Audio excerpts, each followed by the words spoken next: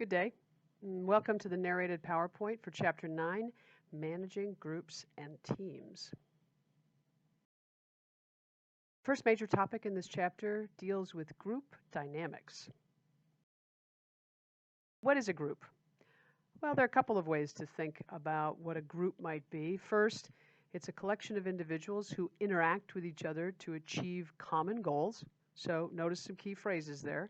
Collection of individuals, that's one key phrase. A second key phrase, who interact with each other, okay? And then finally, to achieve common goals. So not just people who all happen to be in an elevator together, but rather people who are working together, talking with each other, communicating with each other, who have some common purpose.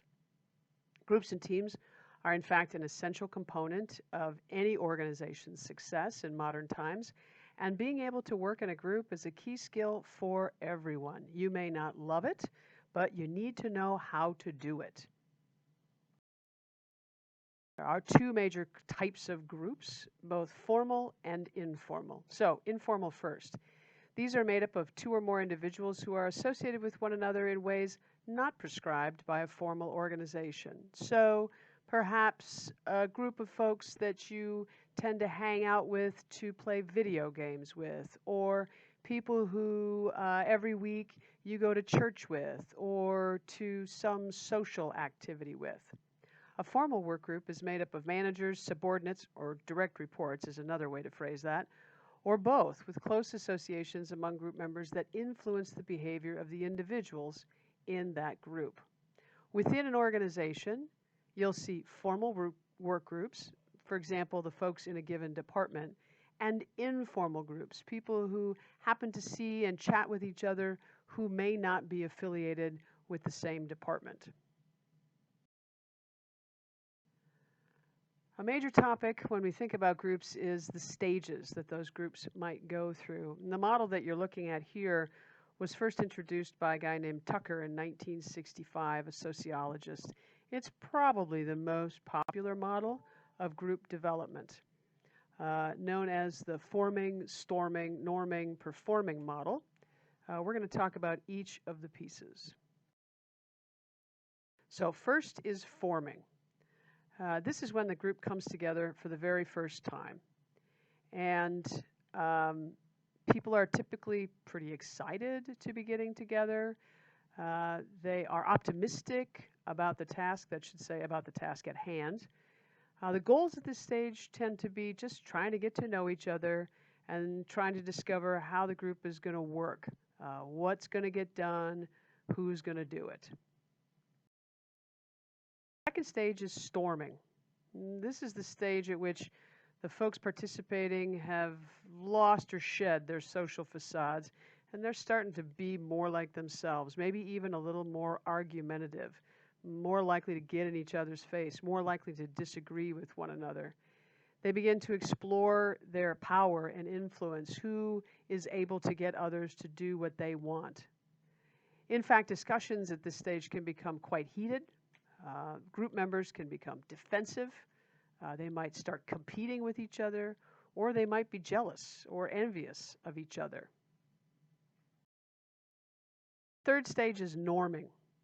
Once we've gotten past storming, once we've had those conflicts, once we've hashed out that which is driving us crazy about our group members, perhaps with respect to the task, or even them personally, we start to get more committed to each other and to the goal that we're trying to accomplish. We find it easier to establish ground rules, to start defining operating procedures and goals. The group overall tends to tackle the bigger decisions, and it's now okay for smaller subgroups to handle smaller decisions. The leader of the group at this point needs to take on the role of facilitator. So not actively involved in the conversation so much as stepping back, letting the group take on more responsibility for what it's trying to accomplish. Fifth is performing. This is when participants in the group are really getting the work done, and they're paying more attention to how they're doing it. The group has matured. Folks are more competent in the group. Folks are more autonomous, in other words, acting on their own for the group, and insightful. The group has a better sense of itself. Now, the reality is that many of the groups to which you may have belonged that were short-term groups, frankly, never get to this stage. They're lucky to get past storming.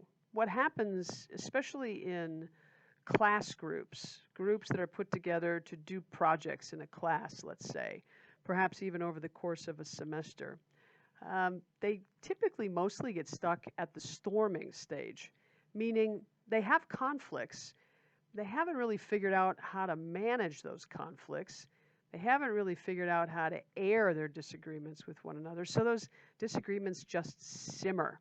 And as a result, they're not able to get to norming or to performing. Now, that doesn't mean that they won't finish the project or that they won't turn something in or that they won't do their presentation. What it means is that it won't be as good as it could have been. And that's unfortunate. The lesson is that if a group is going to get to both the norming and ultimately the performing stage, it has to learn how to manage its conflicts. It has to effectively get through the storming stage, and not by avoiding conflict, but by figuring out how to bring it to light and how to manage it. The last stage that's described here is the adjourning stage.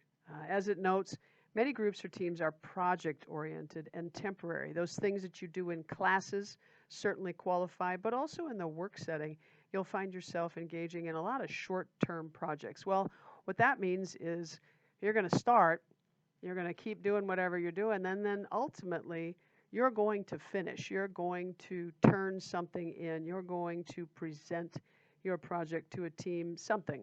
It'll end.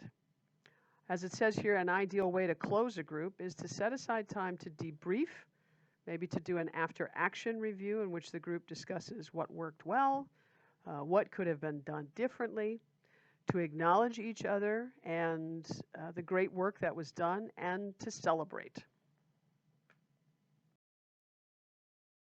One of the toolbox offerings talks about how to avoid getting stuck in the storming phase. And as I mentioned, this is the phase where a lot of groups, they just can't move past it. Again, yes, they get something done, but it's not nearly the quality that it could or should have been. So, what can you do to try and avoid getting stuck? Well, first of all, normalize conflict.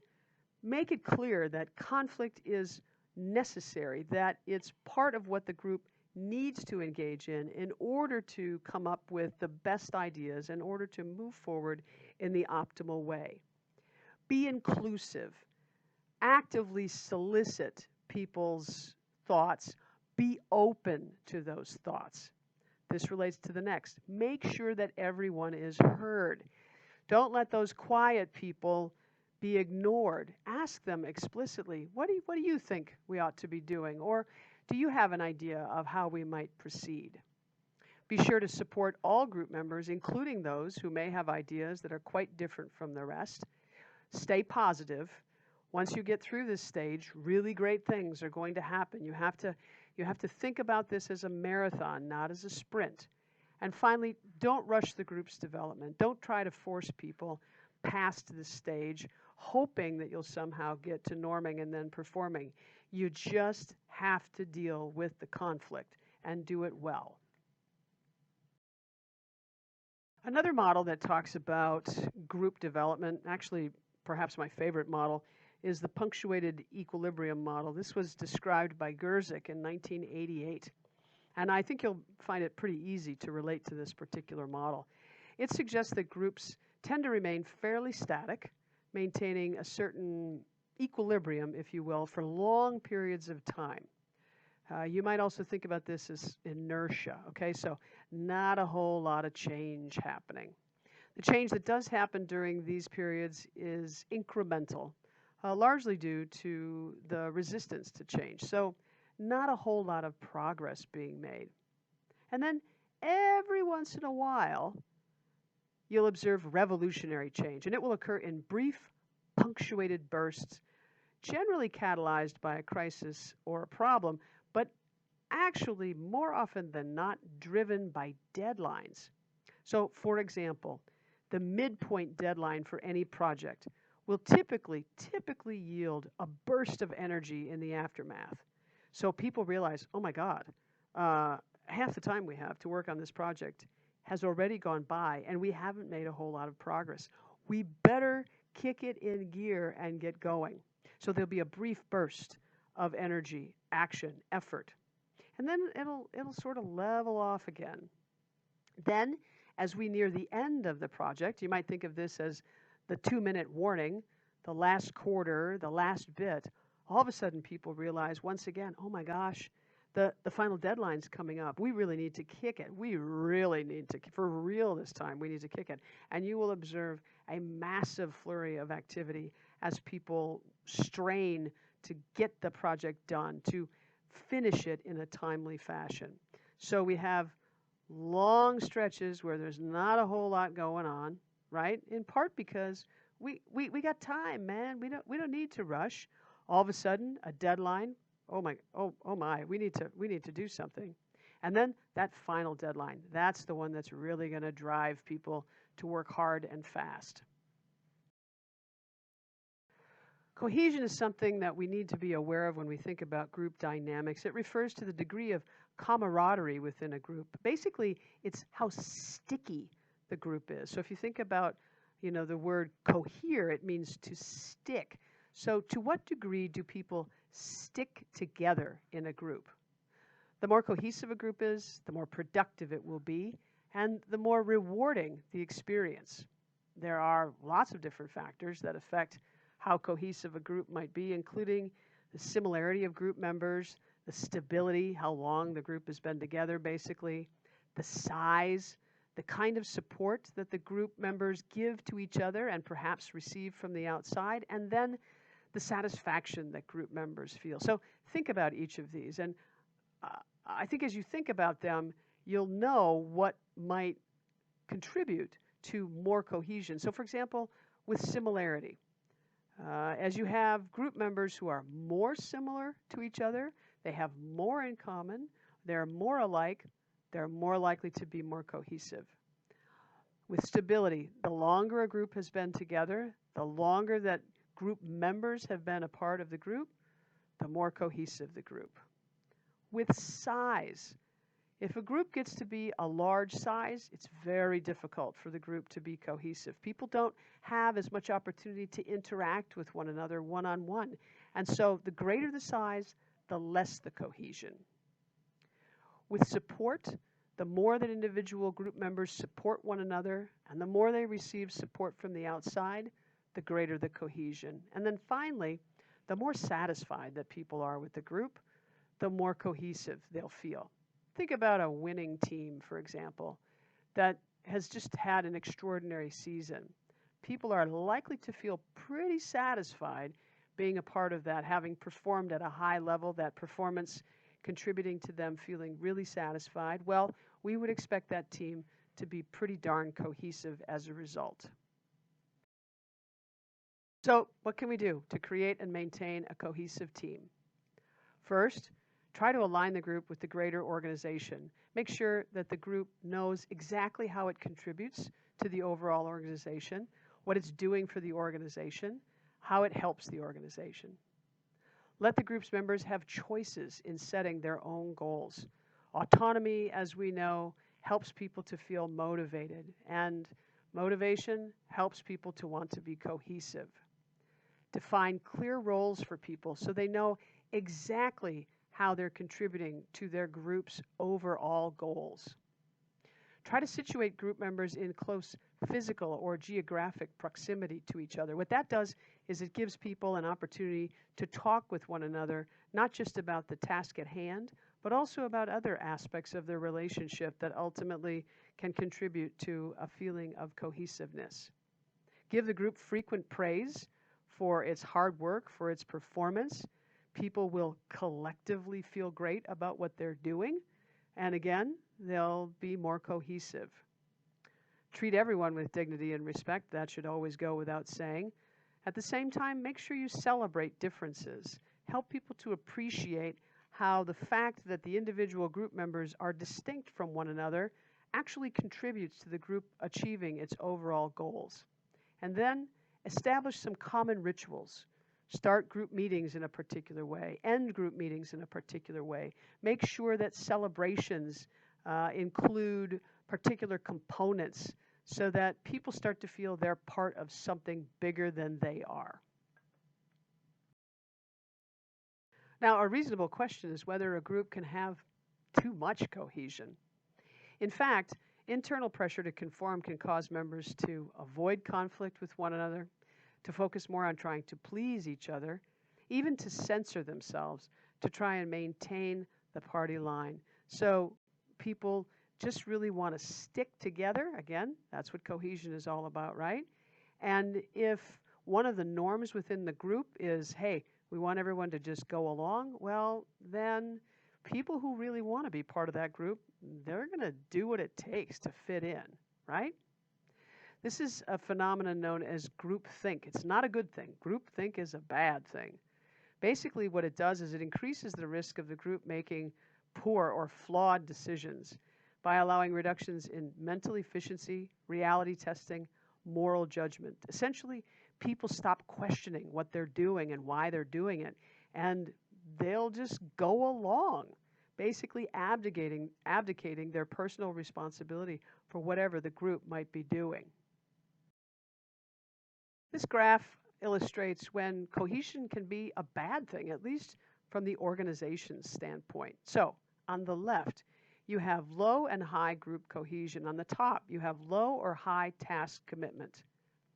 When you have a group that isn't very cohesive and the members aren't particularly attached to the task or committed to the task, you're going to see low performance. These people just don't care. They're essentially operating as rogue individuals who, are just trying to get by. You should expect pretty low performance from that group. On the other hand, if you have low group cohesion and high task commitment on the part of the individual members, well, you're going to see variable performance where some individuals might do incredibly well because they really care and because they have a lot of ability. And other members, even though they're very committed to trying to do the task, maybe they just don't have the ability. So again, you're going to have some variability in performance, but ultimately, you can't have great performance because you don't have a group that's working together, that's sticking together. If you go down to the bottom row, if you have high group cohesion and low task commitment, this is quite possibly the worst case scenario for an organization. You've got a group of people who are very tight. They stick together through thick and thin, and they think the project they've been assigned is ridiculous. They're not committed to it. They couldn't care less if it happens. Guess what? They're going to actively work to not perform at even a mediocre level. It's going to be the lowest possible performance because they'll have concluded together this is a collective waste of our time. And if we're going to stick together, which is very important because, again, this is a group that has high cohesion, well, guess what? We're not putting anything into this task. The ultimate, the most desirable, at least from the perspective of the organization, is what's in the lower right-hand quadrant, where you've got high group cohesion and high task commitment. So this is the group this is the winning championship team. They really want to achieve the goal of the championship, and they stick together. So they encourage one another. They enable one another. They're there for each other. When the going gets tough, they support each other. And so what would we expect to see because they're exerting a higher level of effort? Well, we're going to see higher performance. So cohesion can be bad. It can also be good. It has a lot to do with, is it at a high level and people are committed to the task? Or is it at a high level and people are not committed to the task? Social loafing is another element of group dynamics that you know all about. This is basically slacking off, when people decide to put in less effort when they're working in a group. As the size of the group grows, the effect of social loafing becomes larger. And what that means is it's just more likely to happen. This is rooted in the perception that one will receive neither one's fair share of rewards if the group is successful, nor blame if the group fails, but also, even more fundamentally, people believing there just isn't enough work to go around. And therefore, if I don't do my so-called part, it doesn't matter. The overall group task is going to get done regardless of whether I fully participate or not. It's just easier to slack off when you think, well, you know what? The work's going to get done whether I participate or not. Maybe because there are one or a few highly committed people in the group who basically have the skills to take on the entire task. They don't need that other person's skills or effort. Or maybe there are people in that group who are dominating, who basically let it be known that nobody else is as good as them. For example, nobody else could possibly write as well as they could. So again, why should the person who isn't a dominating person, why should they even bother? Social loafing is a very real phenomenon, something I'm sure you've experienced. If you haven't, well, you will at some point. Some tips for preventing social loafing. Well, first of all, carefully choose the number of individuals you need to get the task done.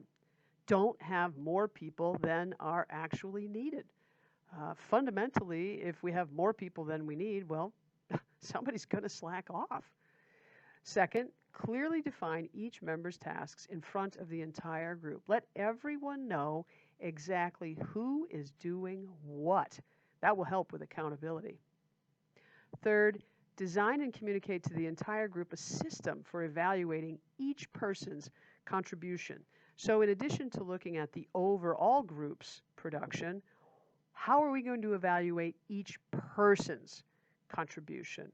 That helps them to choose to be motivated. Do your best to build a cohesive group. Note, one that is also highly committed to the task. Remember our previous slide talking about this. Assign tasks that are engaging and inherently rewarding.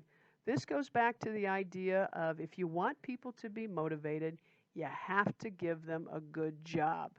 Repeat, if you want people to be motivated, you have to give them a good job.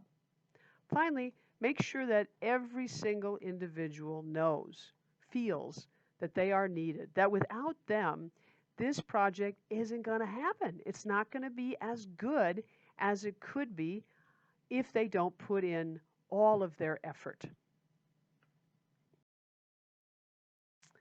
Another topic, collective efficacy. So we've talked about self-efficacy.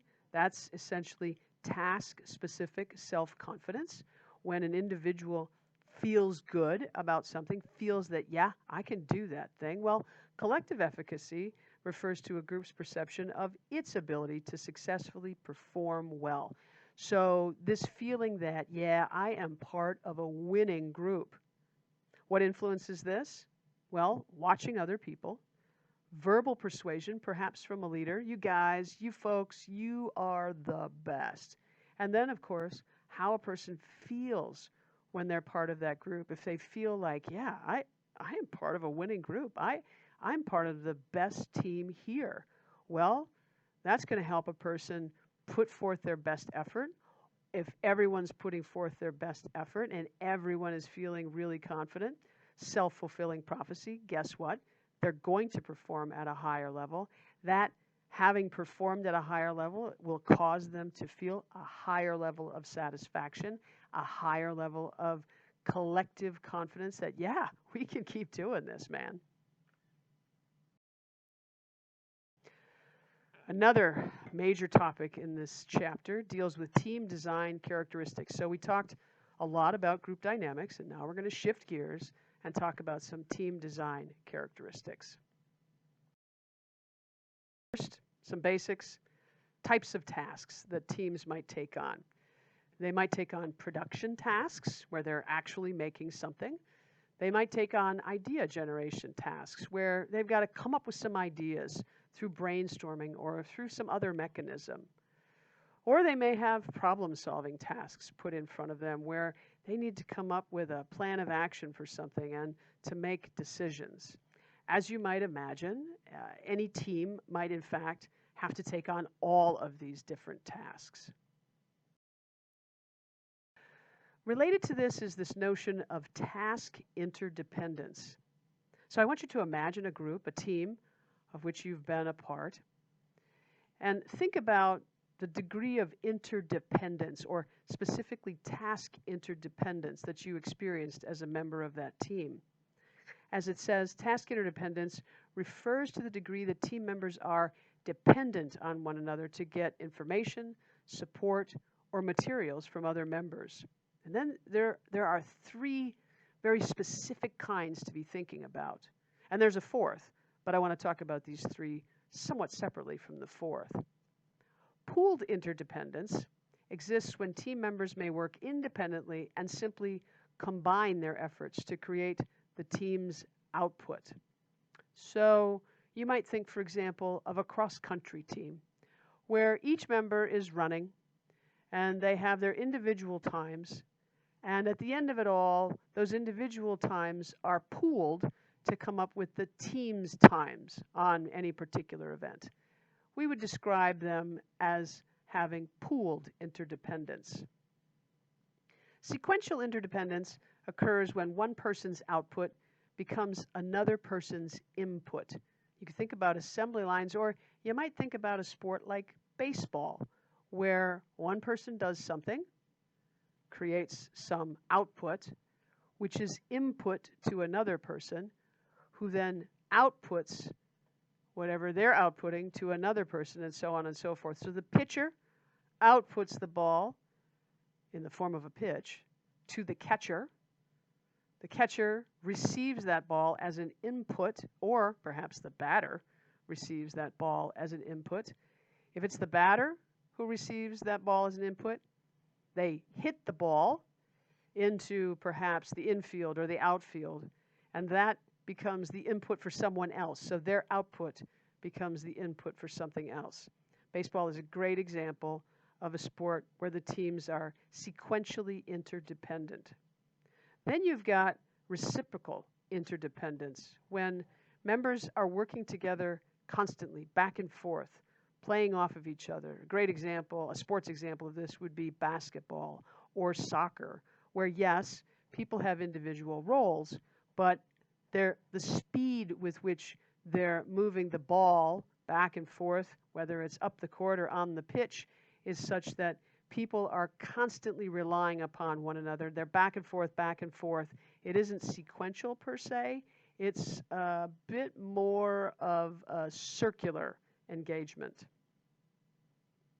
The last kind of interdependence discussed on this slide is outcome interdependence. That exists when the rewards an individual receives depend on the performance of others. So, for example, we talked briefly about gain sharing and profit sharing. Within organizations, these kinds of performance incentives are a great example of outcome interdependence, where basically we're not going to receive the benefits of either of those, gain sharing or profit sharing, if the rest of our team, if the rest of all the organization's teams aren't doing what they need to do to either increase revenues or decrease costs. So what I get as an individual, the bonus I might get, for example, depends on what other folks are doing. There are a number of roles that need to be played within teams. This visual, which is right out of your text, displays these different roles. Sadly, they're all named with words that start with the letter C, so it can be quite confusing trying to keep them separate. But as you can see in this visual, the task roles that need to be done are depicted in green, the social roles depicted in yellow, and the boundary spanning roles in orange. So make sure you read this part of the text carefully so that you can understand what you're seeing here. Different kinds of teams that you'll find in organizations. Sometimes you'll find yourself appointed to a task force This is typically a temporary team, not an ongoing team. It will have a very specific issue or problem that it is tasked with resolving. A product development team is one that could be temporary or it could be ongoing. Its purpose is simply to, not simply, that's not the right word, but its purpose is essentially to develop products typically within a particular line. A cross-functional team is one that you might find in what's called a matrix organization, where people from different parts of the organization staff a team, which could be temporary or long-standing in nature. So we take someone from the marketing department, someone from the finance department, someone from production, someone from another department, what it could be IT, and we put those individuals together. They still belong to their functional home, their functional department, but we put them together to perhaps tackle a given project. One that, again, could be temporary or long-standing. But the idea is they represent different functions in the organization, marketing, production, IT, finance, and they're being brought together to focus on a particular task. A virtual team is one where people are not located in the same physical space. For example, I've been a member of various virtual teams with people from around the world who are tasked with taking on a whole host of issues and problems. We don't see each other in person very often, perhaps once or twice a year. The rest of the time, our work is done electronically through Skype or FaceTime or WebEx or some other electronically mediated forum. And finally, a top management team. These are the folks who report to the CEO of an organization, the Chief Executive Officer. They typically reflect different functional areas, for example, finance or IT or production. And they may also have C, or standing in for chief, in their title, or executive VP or something like that. So you'll have the CIO, who's the Chief Information Officer, the CFO, who's the Chief Financial Officer, the COO, which is the Chief Operating Officer, and so on. These folks work together in close quarters, frankly, with the CEO to drive the direction of the overall firm. We talk about team leadership and autonomy. Traditional manager-led teams are those where the manager serves as the team leader, assigns work to other members. Managers typically will have the power to hire and fire team members. This is in contrast to self-managed teams where there isn't a manager, there isn't a supervisor who's responsible for managing them. The team members themselves select their leader from amongst them. They may even take turns as a leader. They will share responsibility for a significant task rather than the manager being the one held accountable. Instead, all of the team members will be accountable for getting that task done. As it says here, empowered teams have both responsibility and authority to achieve their goals. So they'll be deciding who they want to accept into their team, who they maybe need to let go out of their team, what kind of information they need in order to move forward, what their deadlines should be, et cetera, et cetera. This is where the narrated PowerPoint ends. The rest of the PowerPoint will be discussed in class.